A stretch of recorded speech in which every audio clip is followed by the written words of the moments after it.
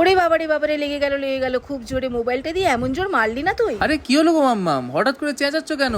জানিস বাবু, এই গরমে তো এসির মাথা কাজ করছে না, তবে তোর মাথাটাও দেখছি কাজ করছে না। আরে সেসব ছাড়ো মাম্মাম, এখন আমরা ক্রোমাতে চলে এসেছি, তো এই গরমের জন্য ভালো এসি আর রেফ্রিজারেটর দেখে নি চলো। বাবা, এই মলেতে কত কিছু আছে রে। রেফ্রিজারেটর, এসি, কুলার আর ওয়াশিং মেশিন তো আছেই। উফ, এই ফ্রিজ আবার ইউটিউবও আছে, মানে দেবের ঝিঙ্কু নাচ দেখতে দেখতে তুমি ফ্রিজের ঠান্ডা জল খেতে পারবে। বলতো বাবু, ভালো এসি কিনতে হলে কিভাবে চিনবো? ভালো এসির মুখটা কিন্তু খুব ফর্সা হয় আর তার সাথে ঘাড় অব্দি লম্বা চুল থাকে। আরে এত দূর পড়াশোনা করে তুই এই চিনলি? ঠিক করে বল না বাবু। আচ্ছা বাবা, আচ্ছা বলছি, ভালো এসির সবসময় ISEER রেটিং দেখে নেবেন, মানে Indian seasonal energy efficient ratio, সেটা যেন 4.4 এর বেশি হয়। দিনে 6 ঘন্টার কম চালালে অফকোর্স 3 স্টার এসির সাথেই যাওয়া উচিত। সাথে সাথেই এসি যদি সেলফ ক্লিনিং হয় আর কপার ওয়্যার থাকে তাহলে তো কোনো কথাই নেই। হ্যাঁ, কনভার্টেবল ইনভার্টার থাকলেও কিন্তু দুর্দান্ত।